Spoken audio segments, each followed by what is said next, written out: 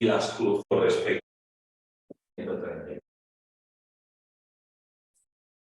Negativo. Me da 15, a 6 y me da 9. Si divido 3 tercios, negativo. Ahí está. 6 menos 4. Conclusión. Me da también negativo. Los dos menores principales, ¿sí? ¿Qué significa? Me da negativo. Que los dos sean negativos significa que esta matriz hessiana es negativo, negativo, no definida.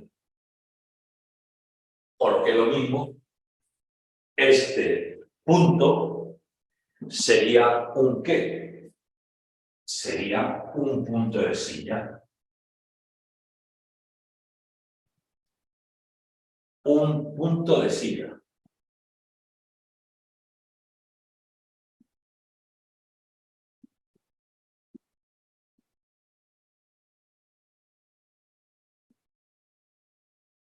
Un saddle point. Ahí lo tenemos. Punto de silla. ¿Por qué? Porque la función, ¿sí? La derivada hessiana,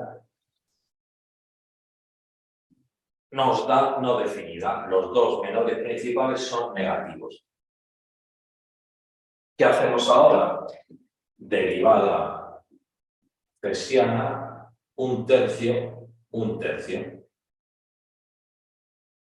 Sustituimos 30 por un tercio, 10 menos 2, 6 menos 2. ¿Qué tenemos?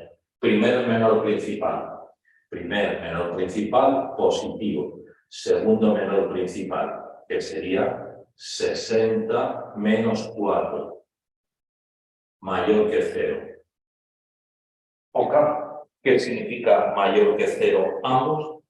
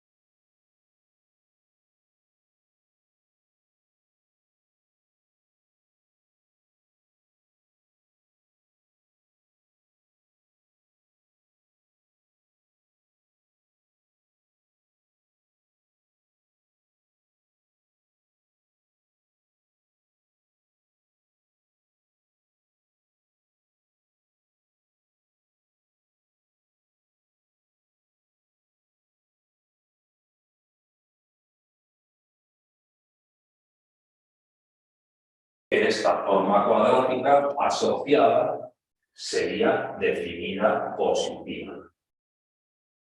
Ella nos daba indefinida o no definida. Con lo cual, ¿qué tendremos? Sería un mínimo. Un mínimo.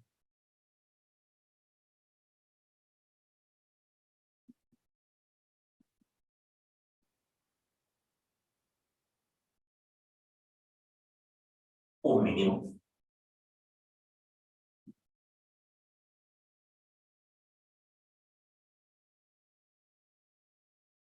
Qué bien.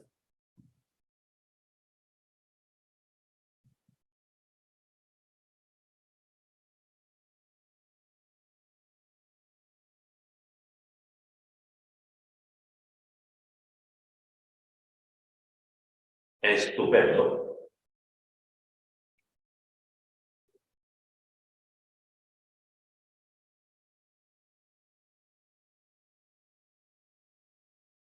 Mola. Pues sí.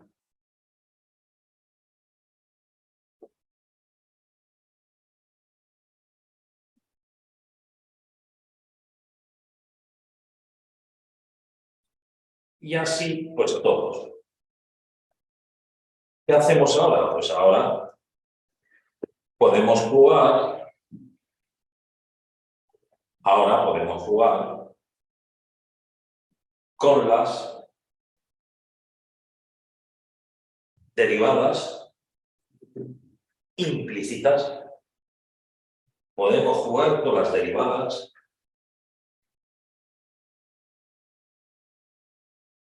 implícitas.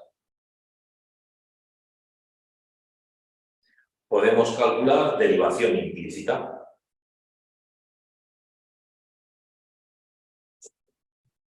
Muy fácil, vamos a hacer un ejercicio de derivación implícita y así ya pues nos vamos adelantando.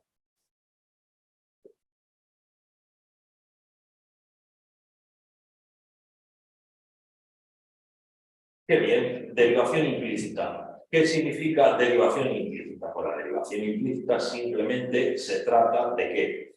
Trata de derivar en función de varias variables. Vamos a hacer primero uno sencillito.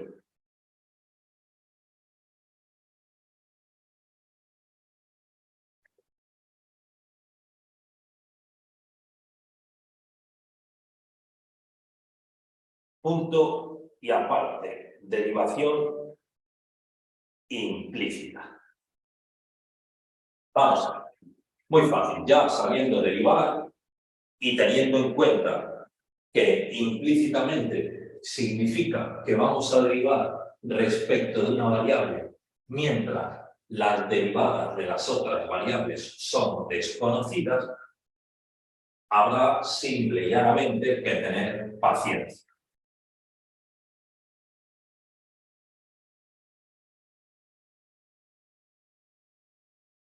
Vamos a ver. Y así además vemos cuáles son las condiciones que debe cumplir un sistema de ecuaciones para que se pueda derivar implícitamente.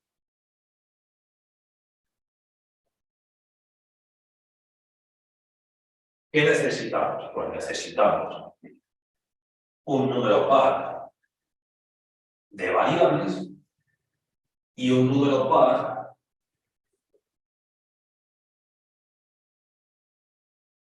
de ecuaciones. Vamos a verlo. Y de ahí, con paciencia, a derivar dichas funciones.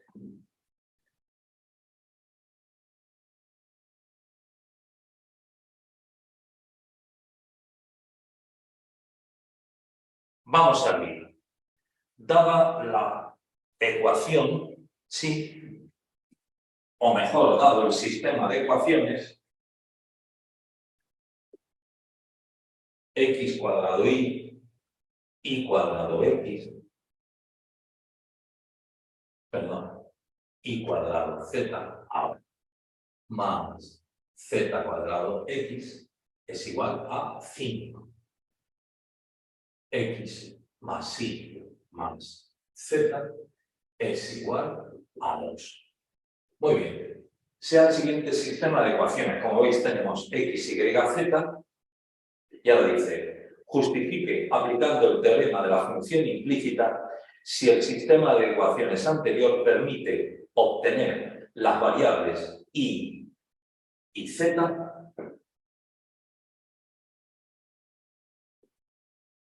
si permite obtener las variables y z con el teorema de la función implícita si el sistema de ecuaciones anterior, sistema de ecuaciones x más y más z es igual a 2. Muy bien. Sea el siguiente sistema de ecuaciones. Como veis tenemos x, y, z.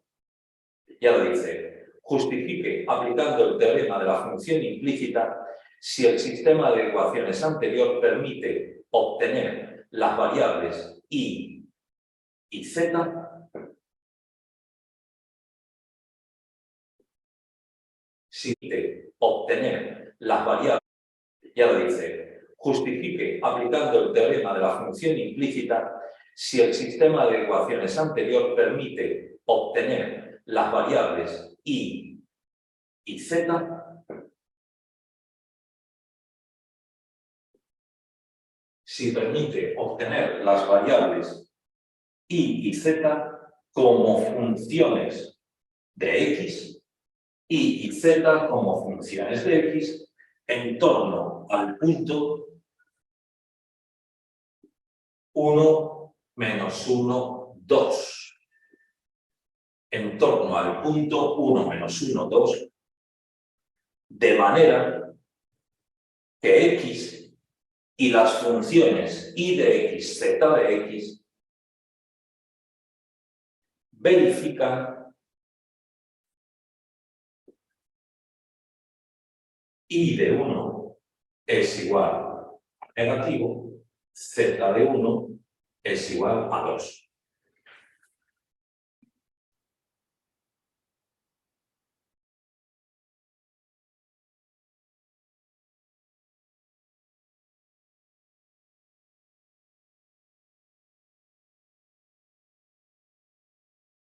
Y luego añade, obtenga, ¿sí?, la aproximación de Taylor de primer orden para las funciones y de x, z de x, alrededor del punto x igual a... ¿Sí?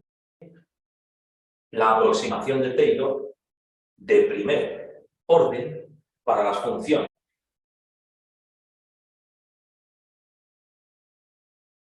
Y luego añade, obtenga, ¿sí?, la aproximación de Taylor de primer orden para las funciones y de x, z de x, alrededor del punto x igual a 0.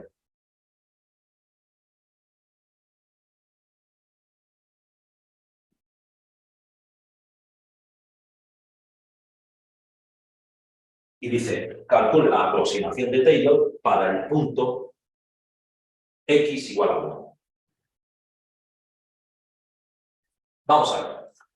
Lo primero, te dice justifique en función del teorema de la función implícita que este sistema nos va a originar. Las variables y z pueden ser colocadas en función de x. ¿Para eso qué debe cumplir? Para eso se debe cumplir que las funciones, sí, que nos genera el problema, sean funciones continuas. ¿Por qué sabemos que estas funciones son continuas y por tanto cumplen la primera condición del teorema de derivación implícita? Son continuas, ¿por qué? Porque son funciones sencillas, son funciones polinomios. Implícitas son continuas, ¿por qué? Porque son funciones sencillas, son funciones polinómicas. Un polinomio es continuo y derivable en todo R. En este caso, R3. ¿Lo veis? Estamos en R3. 2 y 1, 3, 2 y 1, 3, 2 y 1, 3. ¿Sí? Son todos exponenciales, son todos polinomios continuos.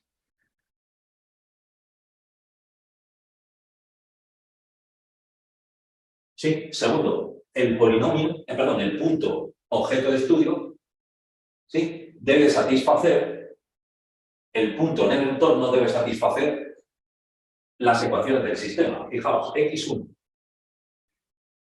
menos y menos 2. ¿Sí? Coinciden. X al cuadrado 1 por y menos 1. Y al cuadrado 1 por z, 2. Z cuadrado 4 por 1, 4. Efectivamente, el punto del entorno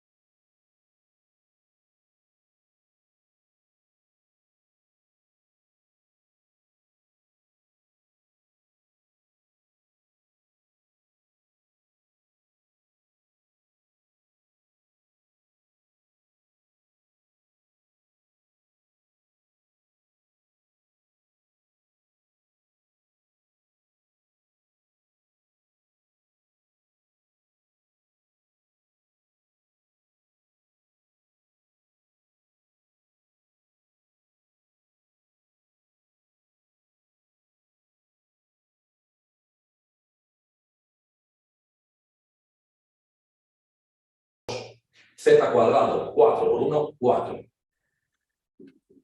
Efectivamente, el punto del entorno cumple las ecuaciones.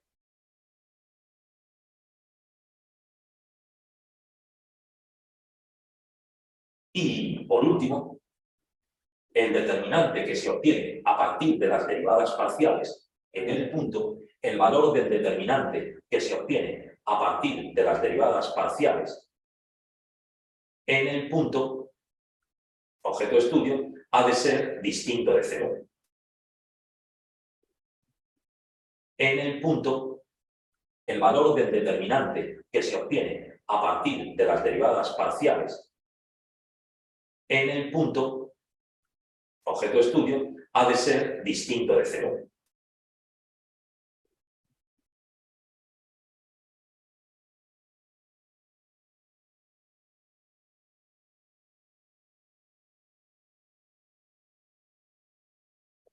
Perdón.